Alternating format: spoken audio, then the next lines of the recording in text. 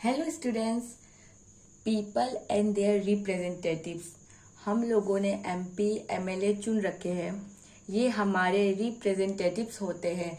Democracy कैसे आगे बढ़ती है? Idea of consent. कॉन्सेंट का मतलब हर किसी की राजामंदी मीन्स एग्री के साथ डेमोक्रेसी चल सकती है।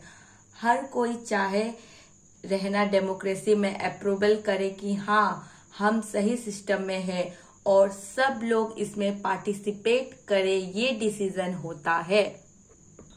लोगों ने मिलकर डिसीजन किया है कि हम लोग एक डेमोक्रेसी सरकार बनाएंगे और किस तरह से काम होगा, और ये सब हमारे देश के लोगों ने ही तो डिसाइड किया है। हमारे देश के लीडर वो हर किसी को रिप्रेजेंट कर रहे हैं। ओके कि हमारी तरफ से कानून बनाए। आज भी हमारे जो नेता है वोट हम लोग दे रहे हैं मीन्स 18+ यूनिवर्सल एडल्ट फ्रेंचाइज के थ्रू आपके पेरेंट्स और लोगों ने वोट दिया, तभी तो वो कानून बना पा रहे हैं। हमारे रिप्रेजेंटेटिव्स हमारे ही तो वो है, इसलिए वो हमारे लिए डिसीजन लेते हैं। तो बेसिक आइडिया डेमोक्रेसी का यही होता है कि इंडिविजुअल्स या citizens is the most important person. Democracy में सबसे ज्यादा इम्पोर्टेंट नागरिक होता है और नागरिक का ट्रस्ट सबके लिए जरूरी होता है। अब इंडिविजुअल हामी अप्रूवल कैसे दे गवर्नमेंट के लिए? तो ये होता है इलेक्शन के थ्रू।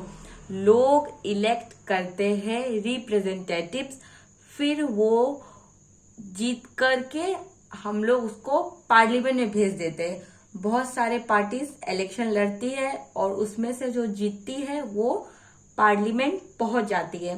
पार्लियामेंट काफी सारे रिप्रेजेंटेटिव से मिलकर बने रहे हैं। ओके, हम लोगों ने देखा लोकसभा में 545 मेंबर्स होते हैं।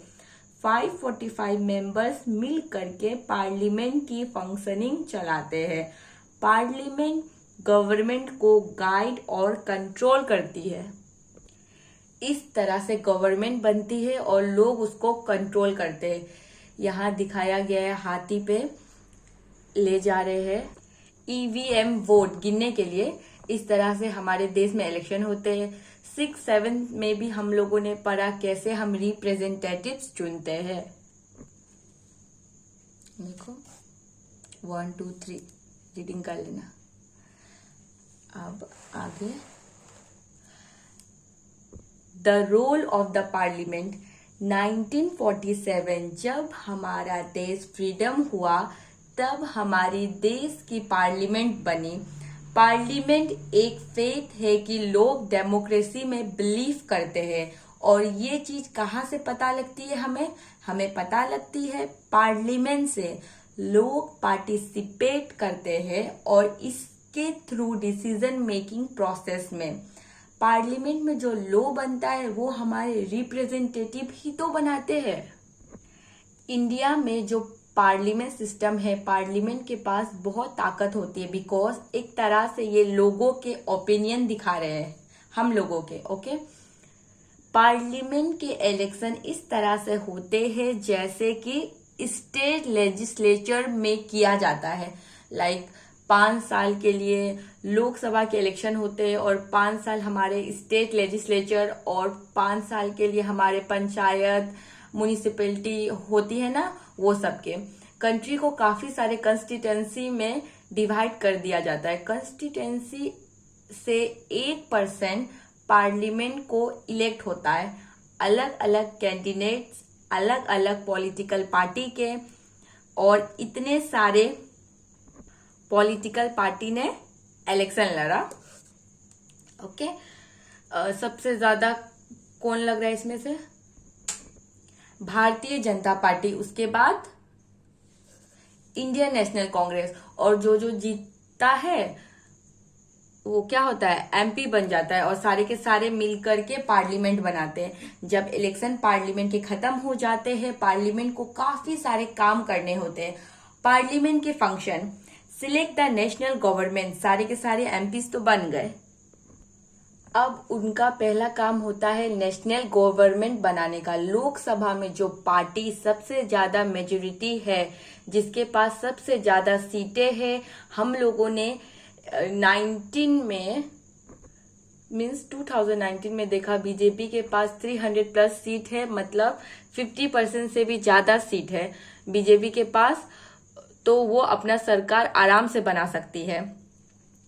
ओके, पार्लियामेंट जो इंडिया की होती है उसमें प्रेसिडेंट होते हैं, राज्यसभा होते हैं, लोकसभा होते हैं, फिर उसके बाद इलेक्शन हो जाते हैं। लोकसभा के इलेक्शन राज्यसभा से हमारे प्राइम मिनिस्टर बनने का कोई रिलेशन नहीं है, राज्यसभा से नहीं है रिलेशन प्राइम मिनिस्टर बनने का। ओके, प्राइम मिनिस्टर किससे बनते हैं? लोकसभा के इलेक्शन से बनते हैं। इलेक्टेड एमपीज कम से कम उनमें से 272 सीट चाहिए, और बीजेपी के पास 303 थी, तो वो तो आराम से जीत गए, इसलिए बीजेपी की सरकार बनी। एक पार्टी जो सबसे बड़ी होती है वो होती है 50% से ज्यादा सीटें वाली, तो वो गवर्नमेंट बनाती है। और सेकेंड नंबर पे जो पार्टी होती है जिनके पास मीन्स जो फर्स्ट सरकार है उसके अलावा सबसे ज्यादा सीटें हैं, उसे कहते हैं अपोजिशन इन पार्लियामेंट कहते हैं। इसमें हम लोग का कौन है? कांग्रेस की अपोजिशन पार्टी, मतलब जो फर्स्ट पार्टी है उससे कम वोट है, मतलब और सबसे ज्यादा मीन्स सेकेंड ज्यादा वोट है जिसके पास वोट। पार्लियामेंट में जो सबसे बड़ी पार्टी है होती है उसमें से हमारे प्राइम मिनिस्टर बनते हैं। इस बड़ी पार्टी में हमारे काफी सारे और भी मिनिस्टर होते हैं, जैसे law ministers, finance ministers, defence minister, home minister. ये सारे के सारे जो मिनिस्टर्स और प्राइम मिनिस्टर्स मिल करके एक एग्जीक्यूटिव बनाते हैं। मोस्ट इम्पोर्टेंट फंक्शन लोकसभा का वो होता है अपने एग्जीक्यूटिव को सिलेक्ट करना। एग्जीक्यूटिव का काम होता है लॉ बनाना और लॉ को इम्प्लीमेंट भी कराना। जब हम सरकार के बारे में बात कर रहे होते हैं, जो हमारे एग्जीक्यूटिव होते हैं, मिनिस्टर्स होते हैं, यही हमारे दिमाग में होते हैं। प्राइम मिनिस्टर जो इंडिया का होता है वो लीडर होता है रूलिंग पार्टी का। लोकसभा की जो सबसे बड़ी पार्टी होती है इस टाइम है बीजेपी। बीजेपी के लीडर कौन है? हमारे प्राइम मिनिस्टर मोदी, और उनका ही काम होता है सारे के सारे डिसीजन लेना। देश में जो भी काम हो रहा है, चाहे हेल्थ, फाइनेंस, एजुकेशन से किसी से भी रिलेटेड हो, वो हमारे एग्जीक्यूटिव, हमारे नेता ही करते हैं। और रिसेंट पास्ट का मतलब 2000 से 2015 तक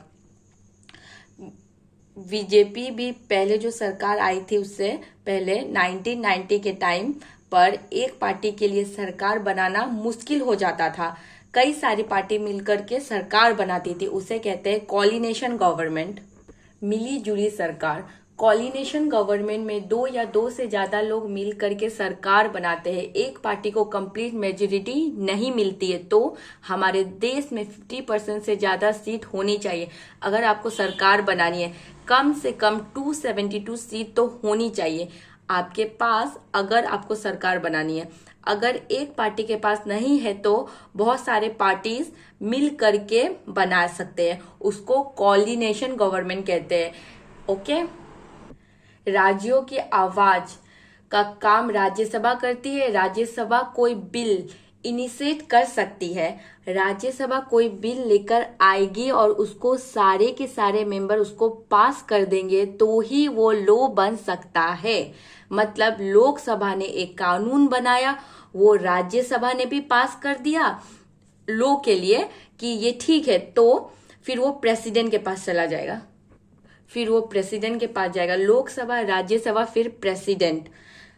और राज्यसभा में भी अगर कोई कानून स्टार्ट हो जाए तो वो लोकसभा में जाएगा, दोनों के दोनों कह देंगे हाँ ये ठीक है कानून, तब वो प्रेसिडेंट के पास चला जाएगा। लेकिन अगर कोई मना कर दे, मना भी कर सकते हैं या फिर कुछ ऐड भी कर सकते हैं, तो वो बिल पास नहीं होगा। अगर सब लोग एग्री कर दे दोनों हाउस से, लोकसभा राज्यसभा से, तो वो बिल प्रेसिडेंट का पास चला जाएगा। अगर वो बिल प्रेसिडेंट ने साइन कर दिया तो वो लॉ बन जाएगा।